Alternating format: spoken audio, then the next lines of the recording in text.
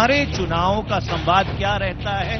अली बनाम बजरंग बली। ये कैसा सबका साथ सबका विकास है जिसमें अली वाले अलग जाएं, बजरंग बली वाले अलग जाएं? क्या 2019 की सियासी लड़ाई सीधे राहुल गांधी और नरेंद्र मोदी के बीच होगी? राहुल गांधी ने बोला कि इस देश का चौकीदार चोर है, मैं साबित करूं। पिछली 10 सालों की सरकार थी, उसका इतिहास आप देख लें तो आपको भूगोल याद आ जाए। जब आप एक उंगली किसी की ओर उठाते हैं तो 4 अपनी ओर उठते हैं। क्या 3 राज्यों में चुनाव जीतने के बाद राहुल गांधी पीएम मोदी को चुनौती दे रहे हैं?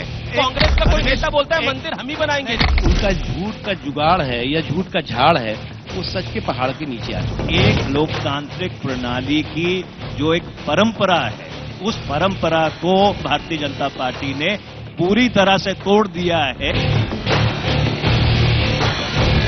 वक्त बहुत ही नाजुक है, हम पर हमले दर हमले हैं, दुश्मन का दर्द यही तो है, हर हमले पर हम समझे। मुल्क का कौम का इतना भी ना मयार गिरे कि मुल्क का कौम का इतना भी ना मयार गिरे कि सुर्खियां देखते हाथ से अखबार गिरे। आज देश है हमारा में इसी पर होगी दमदार बहस। 2019 में मोदी वर्सेस राहुल। 3 राज्य जीतने के बाद क्या राहुल गांधी अब नरेंद्र मोदी से सीधी लड़ाई के लिए तैयार हैं? क्योंकि 2 राज्यों के अंदर राहुल गांधी ने सीधी लड़ाई में बीजेपी को मात दी है और एक राज्य में बराबर की टक्कर दी है। तो क्या अब इस सीधी लड़ाई में राहुल बनाम नरेंद्र मोदी होगा 2019 में? और दोनों की सेना के बड़े सेनापति, एक तरफ है केंद्रीय मंत्री मुख्तार अब्बास नकवी, उनका मैं स्वागत करता हूं, और साथ में है पूर्व केंद्रीय मंत्री कांग्रेस पार्टी के कद्दावर प्रवक्ता नेता मनीष तिवारी।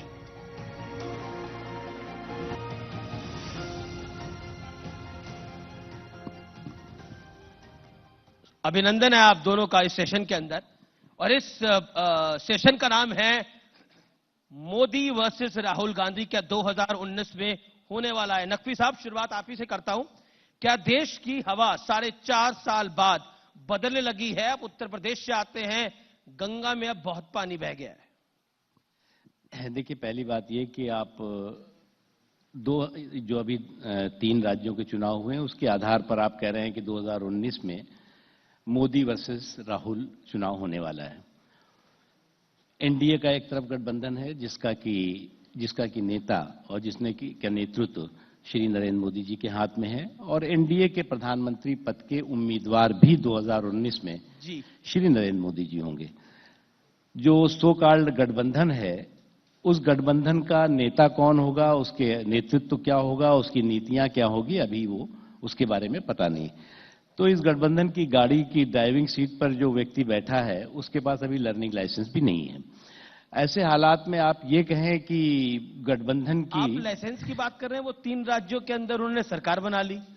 3 राज्यों में जो सरकार बनाई है वो मध्य प्रदेश, ड्राइविंग सीट पे बैठ रहे, गाड़ी अब चला रहे हैं। वो तो बधाई हमने दे दी जी, लेकिन विधानसभा के चुनाव, लोकल बॉडीज के चुनाव, पंचायतों के चुनाव, हर चुनाव का मूड, माहौल और मुद्दा डिफरेंट होता है। आप ये कहें कि जी अगर विधानसभा में आप उत्तर प्रदेश में प्रचंड बहुमत से जीत गए तो लोकसभा का वो रेफरेंडम है। आप कहें कि आसाम जीत गए, आप त्रिपुरा कहें जीत गए, मणिपुर जीत गए, महाराष्ट्र जीत गए। आप लोग तो कहते थे मोदी लहर है इसीलिए सब कुछ हो रहा है। हाँ, निश्चित तौर से मोदी जी हमारे श्रेष्ठ नेता हैं, सर्वश्रेष्ठ नेता हैं, उनकी लोकप्रियता है। लेकिन विधानसभा के चुनाव में लोकसभा का चुनाव का रेफरेंडम कभी भी नहीं होता, ये बात स्पष्ट है। उसके अलावा आपको लगता है? इसके अलावा 2019 में गठबंधन का कौन नेता होगा? अभी आज मैं अखिलेश जी का बयान अभी देख रहा था कि उन्होंने कहा कि हमने तो कोई नेता तय नहीं किया है। वो मनीष जी से पूछ लेंगे। कोई कह रहा है कि, तो इसलिए तो पहले तो गठबंधन अपना नेता तय कर ले, फिर नीतियां तय कर ले। हम तो, हमारा नेता भी तय है, हमारी नीतियां भी तय है, हमारे कार्यक्रम भी तय। मनीष तिवारी साहब, 3 राज्यों की जीत के बाद भी बीजेपी राहुल गांधी को नेता मानने को तैयार नहीं है, क्या कहना चाहते हैं आप? या फिर आप खुद कॉन्फिडेंट नहीं है? ऐसा है कि भारतीय जनता पार्टी से और कोई उम्मीद हो भी नहीं सकती थी। देखिए, सवाल ये है कि जो भारत की लोकतांत्रिक प्रणाली है, उस लोकतांत्रिक प्रणाली का एक लहजा है, और वो लहजा ये है कि वो एक वेस्टमिनिस्टर स्टाइल डेमोक्रेसी है, वो कोई प्रेसिडेंशियल पद्धति नहीं है। तो लोकसभा का जो चुनाव होगा 2019 में जी, वो 543 लोकसभा क्षेत्रों में अलग अलग चुनाव होगा। और मैं आपको 15 वर्ष पीछे लेके जाना चाहता हूं। आज यही दिन थे 2003 के। परिस्थिति थोड़ी विपरीत थी। मध्य प्रदेश, छत्तीसगढ़, राजस्थान में भारतीय जनता पार्टी चुनाव जीती थी। चुनाव जल्दी भी कराए थे। मैं उस पर आता हूं। जी। दिल्ली में हमने अपना वर्चस्व कायम रखा था। एक का शाइनिंग इंडिया का नारा था और सब लोगों ने मिलकर पूर्व प्रधानमंत्री स्वर्गीय श्री अटल बिहारी वाजपेयी जी पर दबाव डाला कि आप चुनाव जल्दी करा लें। और उस समय भारत का जो राजनीतिक परिप्रेक्ष्य था, उस पे श्री अटल बिहारी वाजपेयी से बड़ा और कोई नेता नहीं था। पर जब 2004 का लोकसभा चुनाव हुआ तो वो अटल बिहारी वाजपेयी भी भारत के पूर्व प्रधानमंत्री हो गए। तो इसलिए ये कहना कि 2019 का चुनाव बनाम कोई शख्सियतों का चुनाव आप होगा। चाहते हैं नहीं, ये आप चाहते हैं कि मोदी वर्सेस राहुल ना हो, इससे आपको नुकसान होगा, डर है ये? देखिए सवाल या मोदी का खौफ है? देखिए सवाल प्रधानमंत्री नरेंद्र मोदी बनाम श्री राहुल गांधी का नहीं है। सवाल ये है कि जो भारत की राजनीतिक पद्धति है, जो भारत की राजनीतिक प्रणाली है, उस राजनीतिक प्रणाली के अनुसार चुनाव होगा। हां, इसमें एक बड़ी विचित्र और अद्भुत बात है। जी देखिए, भारत का जो चलचित्र है, वो भारत का चलचित्र बड़े अजीब तरीके से और अद्भुत तरीके से काम करता है, क्योंकि बहुत टेलीविजन की रीच है। तो टेलीविजन के लिहाज से जब तक चुनाव शख्सियतों में ना हो तो वो सुर्खियां बनती नहीं है। और इसीलिए आप पाएंगे एक मिनट खत्म करने दीजिए। और इसीलिए आप पाएंगे कि इस देश में अलग अलग संवाद हो रहे हैं। राहुल गांधी भी इसी चलचित्र के लिए हेडलाइन देते हैं। वो चौकीदार चोर है भी इसी चलचित्र के लिए कहते हैं, सोने नहीं दूंगा भी इसी चलचित्र के लिए कहते हैं। तो हेडलाइन तो दोनों तरफ से बनती है मनीष जी। देखिए ऐसा है, मैं आपको ये बता रहा था कि इस देश में दो अलग तरह के डिस्कोर्स है जी। एक डिस्कोर्स तो जमीन पे चलता है, जो डिस्कोर्स चुनाव के ऊपर असर डालता है, और एक ये जो चलचित्र का डिस्कोर्स है जो हवा में चलता है। हमारे साथी बैठे हैं जगदीश चंद्र जी, अभी राजस्थान से चुनाव जीत के आए हैं। आप इनसे पूछिएगा कि जो हम बखान रोज टेलीविजन के ऊपर करते हैं, इनके चुनाव के ऊपर उसका कितना असर हुआ है। ये आपके सामने बैठे हैं, इनसे सवाल पूछ लीजिए, ये आपको बता देंगे कि जो जमीनी हकीकत है और जो जमीनी परिस्थिति है और जो जमीन पे चुनाव होता है, वो जो हम इस मार्ग मनीष जी, अगर प्रभाव नहीं होता तो दोनों पार्टियों के निशाने पर मीडिया नहीं होता है। अगर प्रभाव नहीं होता तो दोनों पार्टियों के निशाने पर मीडिया नहीं होता। चलिए मैं नकवी साहब आपके पास आता हूं। मनीष जी कह रहे हैं कि ये चुनाव मोदी वर्सेस राहुल का मीडिया के लिए है। इसका लोग मतलब जब 543 सीटों पे वोट डाले जाएंगे तो इसका असर इंपैक्ट नहीं पड़ेगा। लेकिन अमित शाह से जब मैंने सवाल पूछा कि अगर 19 में चुनाव मोदी वर्सेस राहुल होगा तो उन्होंने बोला हो जाए तो इससे बेहतर हमारे लिए क्या है।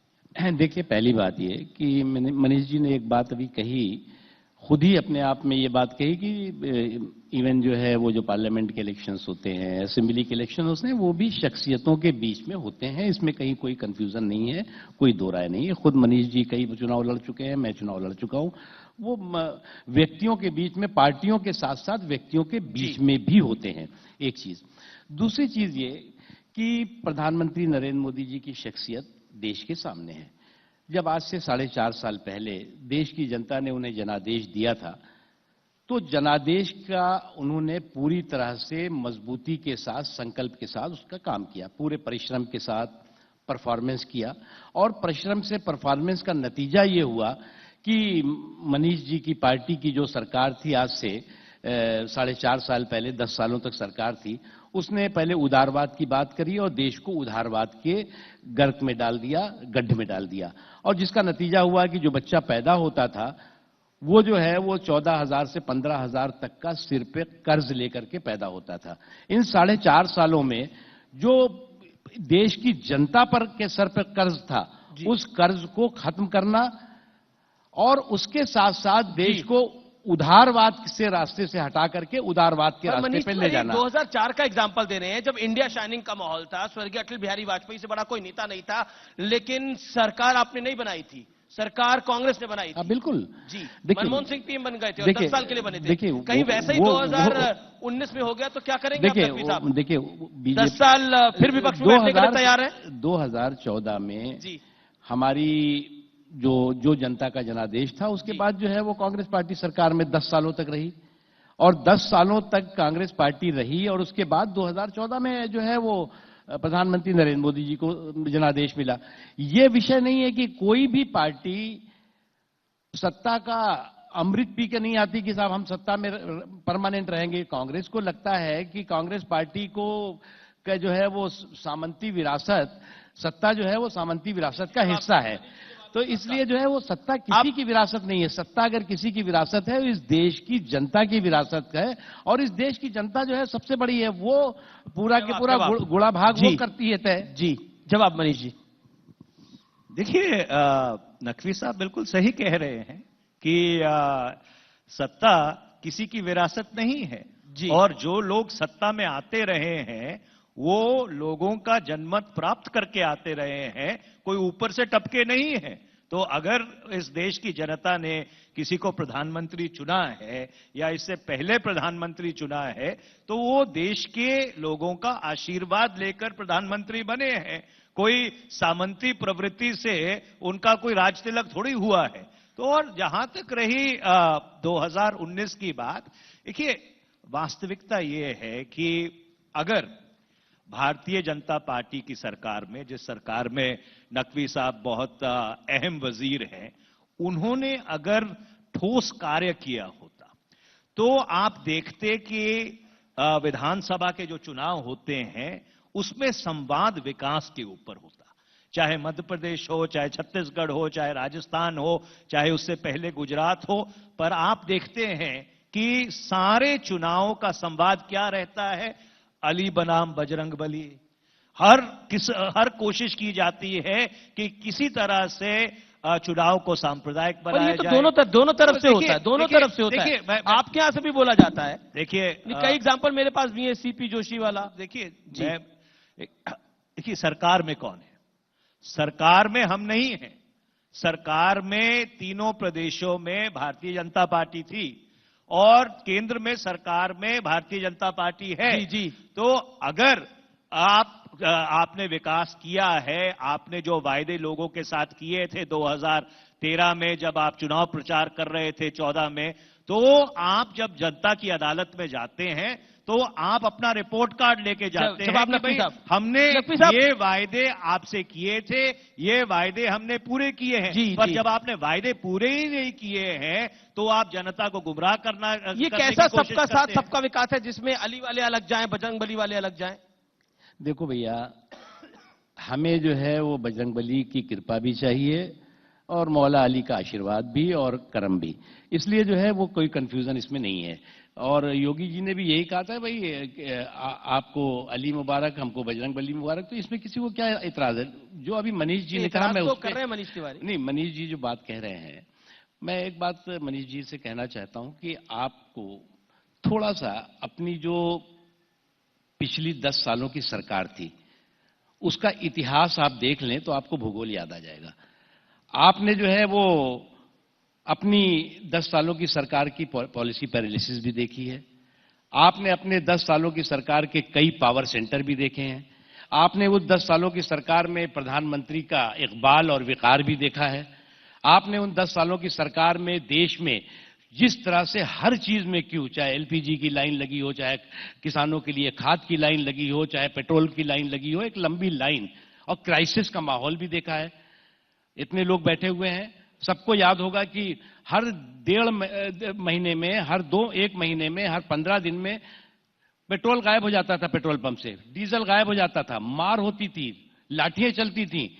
और लोग जो है वो पेट्रोल अपनी गाड़ियां ले जा करके, अपने ट्रैक्टर ले जा करके, आप कहने की कोशिश ये कर रहे हैं कि आप विकास के रास्ते पर मैं ट्रैक्टर ले जा करके, ट्रैक्टर ले जा करके, और जिन्हें जो है वो 10 लीटर चाहिए होता था वो 50 लीटर डलवा लेते थे कि पता नहीं भैया कल मिलेगा कि नहीं मिलेगा। मैं आपकी बात को सही समझ रहा हूं, आप कह रहे हैं कि हम विकास के रास्ते पे हैं। बिल्कुल। तो फिर ये गिरिराज सिंह को आपने क्यों छोड़ रखा है? ये सुबह विकास की बात इसलिए वो सुबह सुबह माइक सामने रखकर वो कभी गोत्र पूछते हैं, कभी बोलते हैं कि ये जो विपक्ष वाले हैं वो पाकिस्तान चली जाएं। तो ये कौन सा विकास का मॉडल है गिरिराज सिंह? मैं वो भी बताता हूं। तो इसलिए ये जो पूरे की पूरी क्राइसिस थी, जी, ये किल्लत का माहौल था, जमाखोरी का माहौल था, उस माहौल को खत्म करना हमारी प्राथमिकता थी, एक चीज। दूसरी चीज ये कि आप ये बताइए कि मनीष तिवारी जी तो बहुत ही सभ्य और संभ्रांत नेता हैं, लेकिन जो है वो जो सत्ता के लिए बेचैन आत्माएं हैं, क्या 4.5 सालों में किसी दिन भी वो चैन से मनीष जी से जवाब उन्हें लगता था कि मोदी आ गए जी तो जो सामंती सियासत हमारी है वो पूरी तरह चौपट हो जाएगी, क्योंकि मोदी एक गरीब परिवार से हैं, पिछड़े परिवार से हैं, गरीबों के लिए कर रहे हैं, पिछड़े लोगों के लिए कर रहे हैं। तो इसलिए वो कभी जो है वो असहिष्णुता की बात, कभी बेचैन आत्मा है। और आप कहते हैं ये विकास पे नहीं रहते। मैंने कांग्रेस का पिछले 1 साल का ट्रैक रिकॉर्ड देखा, गुजरात चुनावों से नोट करा। कभी आप जनेऊधारी ब्राह्मण बनते हैं, उसके बाद शिव भक्त भी बनते हैं। क्या आपको लगता नहीं है कि आप भी बीजेपी का 2.0 वर्जन बनते जा रहे हैं? देखिए, सवाल 2.0 3.0 का नहीं है, पर मैं जो मुख्तार अब्बास नकवी जी ने एक बहुत अहम बात कही है, मैं उससे शुरू करता हूं जी। तेल और पेट्रोल की कीमत। जब यूपीए की सरकार थी तो कच्चे तेल की कीमत अंतर्राष्ट्रीय बाजार में आसमान छू रही थी। 120, 125, 130 डॉलर प्रति बैरल के ऊपर कच्चा तेल बिक रहा था। और उस समय भी हमने पेट्रोल को 35 रुपए पे रखा, डीजल को उससे कम रखा, और पिछले 4 वर्ष में जो कच्चे तेल की कीमत है वो सामान्य से भी कम रही है। आज भी जब यूपीए के अगर कार्यकाल को देखो, उससे कच्चे तेल की कीमत आधी है। मैं नकवी साहब से पूछना चाहता हूं, बहुत विनम्रता से, हमारे मित्र हैं, कि आप ये बताइए कि जब कच्चे तेल की कीमत आधी है तो पेट्रोल 80 और 85 रुपए क्यों बिक रहा है, डीजल 80 रुपए क्यों बिक रहा है? ये पैसा कहां जा रहा है? दूसरी बात मैं आपको कहना चाहता हूं कि इन्होंने यूपीए की खामियां गिनवाई, पर मैं आपको यह भी बताना चाहता हूं कि 2004 से लेकर 2014 तक आर्थिक महामंदी के बावजूद, यूरोजोन क्राइसिस के बावजूद 2004-5 का जो जीडीपी का बेस ईयर था 7.8% पर निरंतर लगातार साल बर साल 10 साल भारत की अर्थव्यवस्था बढ़ती रही। और आप कोई भी मापदंड उठा के देखिए, 19 करोड़ लोगों को हमने गरीबी रेखा से ऊपर उठाया है। तो इसलिए क्यों यूपीए की सरकार थी, यूपीए की सरकार की ठोस उपलब्धियां थी। और आखिरी बात मैं सिर्फ नकवी से ये पूछना चाहता हूं कि कल पूर्व प्रधानमंत्री डॉक्टर मनमोहन सिंह जी ने अपनी किताब का विमोचन किया। आज नकवी साहब का मैं बयान देख रहा था, ANI पे, ट्विटर पे आ रहा था, इन्होंने उसके ऊपर कोई टिप्पणी की है। डॉक्टर मनमोहन सिंह जी ने एक बात कही कि मैंने अपने कार्यकाल में सैकड़ों बारी प्रेस कॉन्फ्रेंस की, सैकड़ों बारी मैंने प्रेस का सामना किया है, प्रेस के मित्रों का जवाब दिया है। मैं नकवी जी से पूछना चाहता हूं कि ये किस तरह का लोकतंत्र है, किस तरह के लोकतंत्र में आपका विश्वास है कि आपके प्रधानमंत्री ने पिछले 53 महीने में एक प्रेस कॉन्फ्रेंस नहीं की? क्या आप ये समझते नहीं कि ये आपका उत्तरदायित्व बनता है एक लोकतांत्रिक प्रधानमंत्री होने के नाते कि आप जनता का प्रेस के माध्यम से जवाब दें? जवाब रखें। देखिए, प्रधानमंत्री नरेंद्र मोदी जी लोगों के साथ लगातार संपर्क भी करते हैं, संवाद भी करते हैं, और उनकी मन की बात टेलीविजन पे आती है, आपने देखा है, वो सीधे लोगों से संवाद का है। उसके अलावा भी विभिन्न कार्यक्रमों के माध्यम से प्रधानमंत्री जी संपर्क संवाद करते हैं। मनमोहन सिंह जी बहुत ही वरिष्ठ लीडर हैं, बहुत ही काबिल नेता हैं। अनफॉर्चुनेटली वो जब प्रेस कॉन्फ्रेंस करते थे तो कहीं से उनको डिक्टेशन भी मिलता था और कहीं से उनको जो है स्क्रिप्ट राइटिंग तैयार करके दी जाती थी। मोदी जी को ना कोई डिक्टेशन वाला चाहिए, ना स्क्रिप्ट राइटर चाहिए। प्रधानमंत्री मोदी जी जमीन से संघर्ष करके गांव गरीब किसान और झुग्गी झोपड़ी के इंसान की जो जरूरत है और जरूरत से जुड़ी हुई बातें हैं उसको वो जानते हैं। जी। और वो समय समय पर उसको करते रहते हैं। इसलिए किसी को अब दिक्कत ये हो गई, कांग्रेस पार्टी कभी कभी कहती है जी प्रधानमंत्री जी टेलीविजन पे बहुत दिखते हैं, अखबारों में बहुत दिखते हैं। अब आज इन्होंने कहीं ये कहना कि साहब प्रधानमंत्री जी प्रेस कॉन्फ्रेंस क्यों नहीं करते। मुझे लगता है ये थोड़ी सी बचकानी और थोड़ी सी हल्की बात है। दूसरी चीज जो इंपॉर्टेंट है, आप एक बात समझ लीजिए कि मैं जो एक बात कह रहा था वो पूरी नहीं कर पाया कि कुछ लोग जो है उन्हें लगता है कि सत्ता पर उनका जन्म सिद्ध अधिकार है और सत्ता अगर किसी और के हाथ में चली गई तो वो जो है वो फिर मचलते रहते हैं, कैसे उसको बिगाड़ो, कैसे उनको बिगाड़ो। सेशन का मूल इसलिए कांग्रेस पार्टी जी। आप देखिए किसी भी गैर कांग्रेसी सरकार को कभी भी चैन से नहीं बैठने देती। आप इस एक आपको लंबी चैन से नहीं बैठने दे रहे ये लोग। नहीं, मुझे हम लोगों को फिक्र नहीं, इनको तो दिक्कत ये हुई जी कि ये सब की तरह समझते थे, अब इनको मिल गया मोदी जी जैसे व्यक्ति जी। तो ये जो है वो और बेचैनी है। इसलिए आप देखिए तो पहले दिन से अवार्ड वापसी, असहिष्णुता, फिर कुछ और एक लंबी हर एक महीने में एक मुद्दा बनता था और दूसरा मुद्दा वो अपने आप अपना जो है वो डिमोलिश किया था। वक्त बहुत ही नाजुक है, हम पर हमले दर हमले हैं, दुश्मन का दर्द यही तो है, हर हमले पर हम संभले। मुल्क का कौम का इतना भी ना मयार गिरे कि मुल्क का कौम का इतना भी ना मयार गिरे कि सुर्खियां देखते हाथ से अखबार गिरे।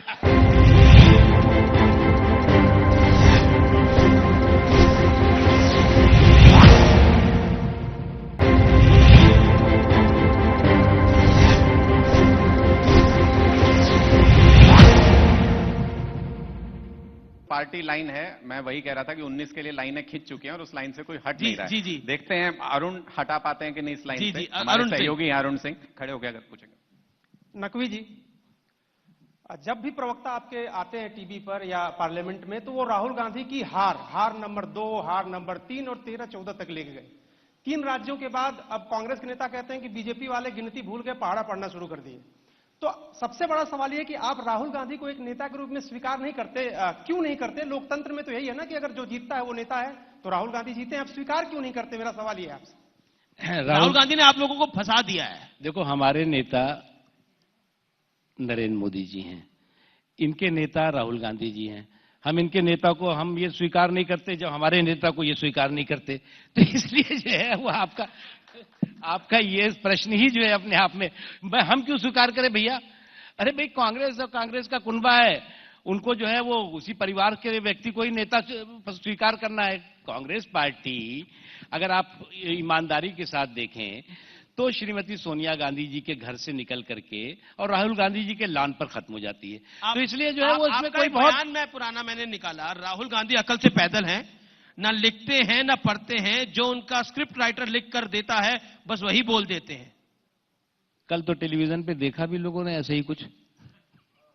जी देखिए, ऐसा है कि आपका भी एक बयान है मनीष जी, आपने बोला एक सफेद दाढ़ी वाला आदमी टीवी पर आता है, लोगों के पैसे लेके चले जाता है।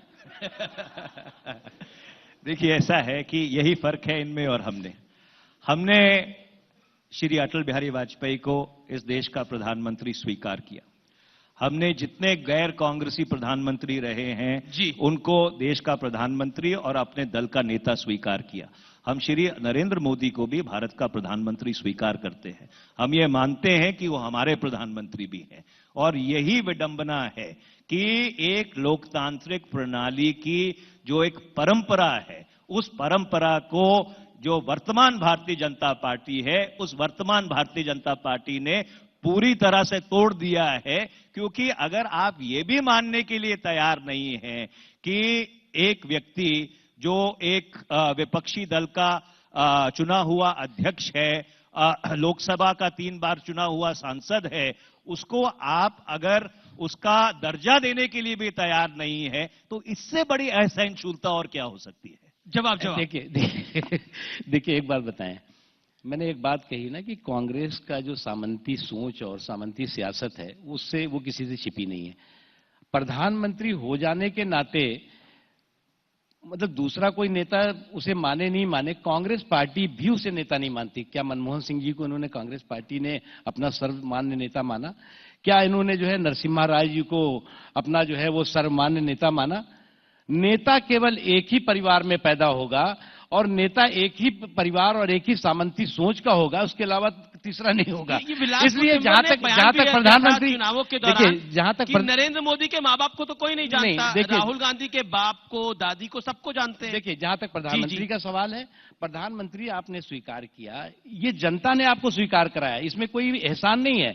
हम भी जो है वो आपके जब प्रधानमंत्री श्री मनमोहन सिंह जी थे, उनको हमने प्रधानमंत्री स्वीकार किया। जी मनीष जी जवाब। देखिए, एक जो प्रधानमंत्री के माँ बाप तक गई लड़ाई, देखिए ये एक बहुत ही अजब सियासत इस देश में पिछले कुछ वर्षों से श्री नरेंद्र मोदी जी ने शुरू की है, वो है पॉलिटिक्स ऑफ विक्टिमहुड। मैं नकवी साहब से पूछना चाहता हूं, क्या श्री नरेंद्र मोदी जी पहले भारत के प्रधानमंत्री हैं जो सामान्य परिवार से आए हैं? क्या चौधरी चरण सिंह जी सामान्य परिवार से नहीं आए थे? क्या देवगौड़ा जी सामान्य परिवार से नहीं आए थे?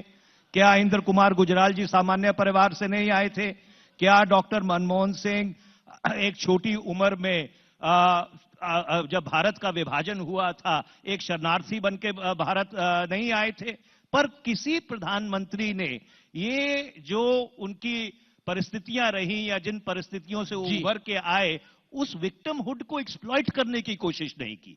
पर पिछले 52-53 महीने में आप निरंतर और लगातार एक बात देखते हैं कि ये जो पॉलिटिक्स ऑफ विक्टिमहुड है कि मैं सामान्य परिवार से हूं, मैं नीचे से उठ के आया हूं, ठीक है, बहुत सराहनीय बात है कि अगर आपने अपनी क्षमता से भारत के प्रधानमंत्री बने हैं, उसकी सराहना करनी चाहिए। पर यह कहना कि मैं अकेला एक व्यक्ति हूं जो नीचे से उठ के शीर्ष पद पर पहुंचा हूं, यह बिल्कुल ही एक गलत बात है। और ये जो पॉलिटिक्स ऑफ विक्टिमहुड को रीइंफोर्स करने की कोशिश की जा रही है, ये कहीं ना कहीं जो इनसिक्योरिटी है, जो आप डिलीवर नहीं कर पाए हैं, जो आप वायदे पूरे नहीं कर पाए हैं, ये उसके ऊपर पर्दा जवाब नकवी साहब। देखिए, पहली बात, मैं वही बात तो कह रहा था कि जो मोदी जी भी सामान्य परिवार के हैं, चौधरी चरण सिंह जी भी सामान्य परिवार से आए, चंद्रशेखर जी भी सामान्य परिवार से आए, या और भी जो नाम लिए वो सामान्य परिवार से आए, लेकिन उनका कांग्रेस पार्टी ने हश्र क्या किया था? तो इसलिए जो है मैंने कहा कि जो इस तरह के सामान्य परिवार से गैर कांग्रेसी प्रधानमंत्री या सरकारें आई, उसको कांग्रेस पार्टी ने बहुत ही बेदर्दी और बेशर्मी के साथ उसको बदनाम करने की कोशिश की या उसको गिराने की कोशिश की, और गिराया भी। जी 20 सेकंड में जवाब, फिर ऑडियंस में बता रहा हूं। ये भी एक मिथ्या है। वास्तविकता ये है कि श्री नरसिम्हा राव 5 साल भारत के प्रधानमंत्री रहे, कांग्रेस के प्रधानमंत्री रहे। वास्तविकता ये भी है कि डॉक्टर मनमोहन सिंह 10 साल भारत के प्रधानमंत्री रहे और कांग्रेस के प्रधानमंत्री रहे। तो ये कहना कि कांग्रेस पार्टी ने किसी को ह्यूमिलिएट करने की कोशिश की है, ये बिल्कुल गलत है। मैं इनसे पूछना चाहता हूं कि इन्होंने बंगारू लक्ष्मण का क्या हाल किया था। अगर आप बंगारू लक्ष्मण के परिवार से जाके पूछो तो आप बताएंगे कि किस तरह से भारतीय जनता पार्टी ने उनके साथ सलूक किया। और मैं अनेक नेता गिना सकता हूं। यशवंत सिन्हा जी के साथ क्या किया है, या अरुण शौरी के साथ क्या किया है, मुरली मनोहर जोशी के साथ क्या किया है, और लंबी फहरिस्त है लालकृष्ण आडवाणी जी के साथ क्या किया है। तो इसलिए जब आप एक उंगली किसी की ओर उठाते हैं तो 4 अपनी ओर उठती है। हमने नॉनसेंस न्यूसेंस कह करके और किसी प्रधानमंत्री का अध्यादेश जनता के बीच में फाड़ के फेंका नहीं कभी। आजकल तो राहुल गांधी चौकीदार को भी चोर कह रहे हैं नकवी साहब। मैं देखिए, राहुल गांधी जी एक विपक्ष के नेता, एक जिम्मेदार नेता की भूमिका निभाएं, उनके लिए हम चाहते हैं कि वो निभाएं, क्योंकि कोई किसी भी, लेकिन वो सुप्रीम कोर्ट के फैसले के बाद भी कह रहे हैं कि चौकीदार चोर है। लेकिन एक दिक्कत ये है कि जो उनका झूठ का जुगाड़ है या झूठ का झाड़ है, वो सच के पहाड़ के नीचे आ चुका है। और सच के पहाड़ के नीचे जब झूठ का झाड़ आता है तो उसका क्या हश्र होता है, समझ लीजिए। ठीक है, मैं आता हूं सर इसके ऊपर, मुझे पता है क्योंकि आप इस पर जरूर बोलना चाहेंगे, लेकिन ऑडियंस के कुछ सवाल ले लेते हैं। अनुराग ढांडा। डॉक्टर जयंती दत्ता सवाल पूछना चाहती हैं। जी हाँ, हिंदी में क्या सवाल है? जी, मैं हिंदी में बोलूंगी। मेरा एक छोटा सा सवाल है। ये जो हम कभी भी लीडर चुनते हैं तो हमारी ये ख्वाहिश होती है कि वो लीडर जो हैं हमारी जो सोच है, हमारी जो चाह है उसको पहचाने। मोदी जी इतने सालों से मन की बात सुनाते रहे हैं, कहीं ऐसा तो नहीं वो चूक गए दूसरों की मन की बात सुनने में? क्या आपका जो रवैया है वो बदलेगा अब? क्योंकि ये 3 चुनाव आप हार चुके हैं, जो जाहिर करता है कि कहीं पे आप आवाम की मन की बात भूल गए अपनी बात सुनाने में। जी नहीं, हम 2 दर्जन चुनाव जीत भी चुके हैं, वो आप उसको भी ध्यान रखिए। एक चीज, दूसरी चीज ये, मोदी जी मन की बात सुनाते नहीं हैं बल्कि लोगों की बात सुनते भी हैं। उसमें जो लोग कहते हैं देश के, दुनिया के, देश के कोने कोने से चिट्ठियां लिखते हैं, उनसे सीधे संवाद करते हैं, उसके बारे में वो बात करते हैं और वो जारी रहेगा। अच्छा, ये ब्रॉडर सवाल पे नासिर साहब ने जो सवाल पूछा, कांग्रेस जो सॉफ्ट हिंदुत्व की तरफ वापस लौट कर आई है, या फिर कहें तो एक नया वर्जन कांग्रेस ने तैयार किया है, क्या उसका लाभ हुआ है इसी वजह से मनीष तिवारी? देखिए, ये सॉफ्ट हिंदुत्व, हार्ड हिंदुत्व, ये जो सारी शब्दावली है, ये हमारे चलचित्र चलाने वाले जो बहुत ही काबिल साथी हैं उनकी शब्दावली है। जहां तक कांग्रेस पार्टी का सवाल है, कांग्रेस पार्टी की हर उस जगह में आस्था है जिसमें भारत के लोगों की आस्था है।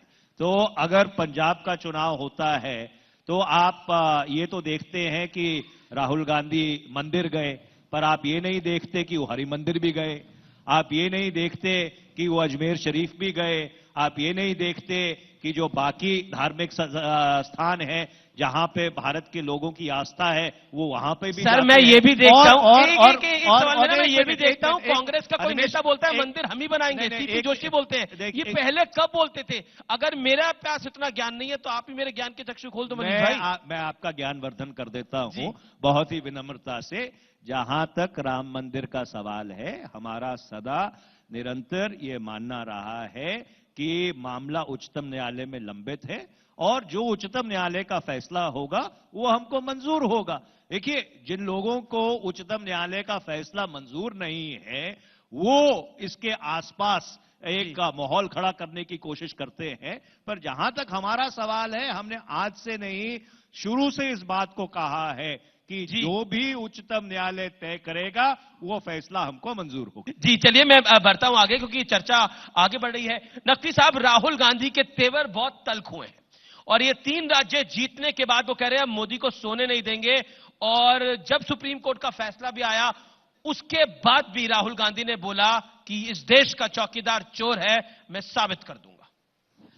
देखिए, राहुल गांधी जी की जो भाषा है, राहुल गांधी जी जिस तरह, जिसको आप कहते हैं कि बहुत तेवर हैं, बहुत ज्यादा तल्ख तेवर जी, मुझे लगता है कि एक कांग्रेस पार्टी के अभी वो प्रेसिडेंट हैं, शीर्ष नेता हैं कांग्रेस पार्टी के, और कोई भी शीर्ष नेता एक बहुत ही मर्यादित तरह से, बहुत ही संसदीय तरीके से बात करता है।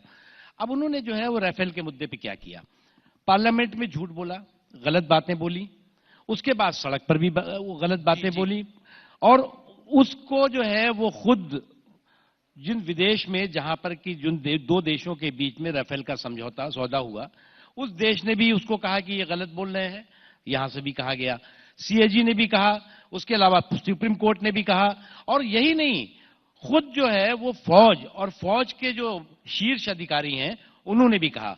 अब कहते हैं कभी कभी ये कि साहब आपने जो है वो बोफोर्स तो उठाया था, बोफोर्स हमने नहीं उठाया था। बोफोर्स वीपी सिंह जी जो इनके उस वक्त के डिफेंस मिनिस्टर थे, उन्होंने बोफोर्स में गड़बड़ी की बात कही थी जी, और उन्होंने जो ये मुद्दा उठाया था, उस मुद्दे को लेकर के कांग्रेस पार्टी चुनाव भी हारी थी। सोने नहीं देंगे। तो अब वो सोने नहीं देंगे, तो अब वो सोने नहीं देंगे तो उनकी अगर सोने पे जो है वो कहीं पाबंदी है या सोने पे कोई चौकीदारी है उनकी है तो वो तय करें। लेकिन प्रधानमंत्री जी तो इतने परिश्रम करते हैं कि देश के लिए वो परिश्रम करने वाला व्यक्ति आराम से संतोष के साथ सोता भी है और आगे काम भी करता है। आप मनीष तिवारी जी बड़े वकील भी हैं, सुप्रीम कोर्ट पर भी यकीन नहीं है राहुल गांधी को, समझाते क्यों नहीं? देखिए, क्योंकि मामला सुप्रीम कोर्ट में देश की सबसे बड़ी अदालत में लंबित है, तो मैं बहुत जिम्मेदारी से ये बात कहना चाहता हूं कि जिस तरह का हल्फनामा या जिस तरह का एफिडेविट सरकार ने उच्चतम न्यायालय के समक्ष फाइल किया है, जी शायद ऐसा कभी पहले नहीं हुआ है। सरकार का उच्चतम न्यायालय से ये कहना कि सीएनडीजी की रिपोर्ट बन गई है और वो सीएनडीजी की रिपोर्ट पीएसी स्क्रूटनाइज कर चुकी है और स्क्रूटनाइज करने के बाद उसका रिडैक्टेड वर्जन आपके संसद के पटल पे रख दिया गया है। जी, इससे अब मैं उस शब्द का इस्तेमाल नहीं करना चाहता, लेकिन पर उच्चतम न्यायालय को इस तरह से गुमराह करना, ये एक बहुत ही गंभीर और बहुत ही संवेदनशील बात है और ये जरूरी नहीं, पर अभी तक एक मिनट मेरे को खत्म करने दीजिए, मत कीजिए जी। ये इसलिए गंभीर और संवेदनशील है क्योंकि अगर आप उस पैरा 25 को पढ़ें तो जो प्राइसिंग का मुद्दा है, प्राइसिंग के मुद्दे के ऊपर उच्चतम न्यायालय ने सिर्फ इसलिए टिप्पणी नहीं की क्योंकि आपने उच्चतम न्यायालय को कहा कि सीएनडीजी ने उसको स्क्रूटनाइज कर लिया है, सीएनडीजी की रिपोर्ट को पीएसी ने स्क्रूटनाइज कर लिया है और उस सीएनडीजी रिपोर्ट का रिडैक्टेड वर्जन जो कभी होता नहीं है उसको आपके संसद के पटल पर रखा। इससे बड़ा आपने उच्चतम न्यायालय पर और क्या मनीष जी, सुप्रीम कोर्ट के डिसीजन के बाद तो राफेल के मुद्दे की थोड़ी हवा निकल गई, आपको नहीं लगता? सुप्रीम कोर्ट के डिसीजन के बाद नहीं, हवा थी नहीं, निकलेगी कहां से? 30 सेकंड में जवाब देने दीजिए। ऐसा है क्योंकि उस डिसीजन में यह भी बोला गया कि लोग जो आरोप लगा रहे हैं उनकी धारणा के अनुसार सुप्रीम कोर्ट निर्णय नहीं दे सकता। देखिए अगर और किसी को कमर्शियल बेनिफिट नहीं दिया गया, ये भी उस डिसीजन में देखिए ऐसा है कि अगर सरकार घबराई ना होती तो सरकार एकदम जाके क्लैरिफिकेशन के लिए हलफनामा नहीं दायर करती। अब जब उच्चतम न्यायालय खुलेगा 2 जनवरी को, फिर पता लगेगा कि कौन कितना घबराया हुआ है और किसकी कितनी हवा निकली है। मनीष जी, पीआईएल सरकार ये नहीं मानेंगे, ये बार बार कह रहे हैं मनीष जी, चौकीदार चोर है। पीआईएल सरकार ने तो की नहीं थी, आपके फ्रीलांसर्स ने की थी पीआईएल उसमें। और जब आपके फ्रीलांसर्स कर रहे हैं, अगर कोर्ट उसमें मांगेगी तो हलफनामा सरकार देगी कि नहीं देगी? एक चीज, आप तो बहुत सीनियर वकील हैं, क्या आप इस तरह का एरर क्या पहली बार हुआ है क्या? और अगर होता है तो जो भी पार्टीज होती हैं वो करेक्शन के लिए एक सामान्य एप्लीकेशन देती हैं कि साहब ये जो है इसमें इस पैरे में जिस पैरे की आप बात कर रहे हैं ये जो है इसको इस तरह से होना चाहिए। आपको लगता है कि इस हलफनामे के बाद सुप्रीम कोर्ट का राफेल पे क्लीन चिट का डिसीजन बदल जाएगा? मनीष जी, आप वकील भी है सुप्रीम कोर्ट के, बताइए। अगर कोई और व्यक्ति ये बात कहता तो मैं उसको स्वीकार करने के लिए तैयार था, पर मुख्तार अब्बास नकवी जी इस संघ के बहुत वरिष्ठ मंत्री हैं जी, संसदीय कार्य मंत्री हैं, ये कानून और संविधान को अच्छी तरह से जानते हैं। मुझे आप एक बात बताइए नकवी साहब कि संविधान की धारा 151 के तहत क्या सीएनडीजी की रिपोर्ट पहले संसद के पटल पर रखी जाती है कि पहले पीएसी के पास जाती है?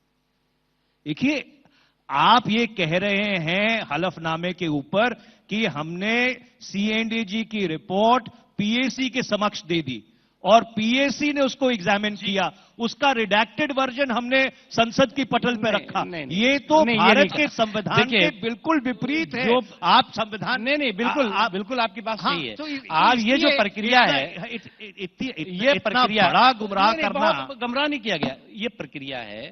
सीएजी जो रिपोर्ट देगी वो पार्लियामेंट के पटल पे रखी जाएगी और पार्लियामेंट उसको पीएससी को देगा, ये एक प्रक्रिया है। और इसी प्रक्रिया के बारे में बंद लिफाफे में जो बात कही गई वो इसी प्रक्रिया का हिस्सा था। जी, बहुत बहुत शुक्रिया मनीष जी और नकवी साहब यहाँ पर आने के लिए, इस कार्यक्रम का पार्ट बनने के लिए और इस ज्वलंत सवाल पर जवाब देने के लिए कि मोदी वर्सेस राहुल क्या 2019 में होगा। बहुत बहुत शुक्रिया। मैं एक इस पे बात करके खत्म करूंगा। बोलिए। ये भी जरूर मनीष भाई भी कहेंगे, जो आपने कहा ना मोदी वर्सेस राहुल और इन 4.5 सालों में जो कुछ हुआ, तो इतने एक शेर से अपनी बात खत्म करूंगा। जी। ये वक्त बहुत ही नाजुक है जी, हम पर हमले दर हमले हैं। ये वक्त बहुत ही नाजुक है, हम पर हमले दर हमले हैं।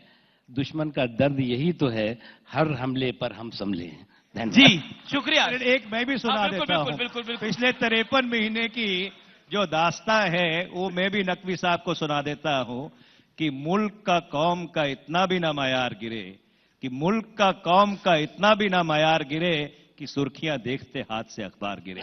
चलिए, इससे खूबसूरत एंड नहीं हो सकता था। शुक्रिया आपका।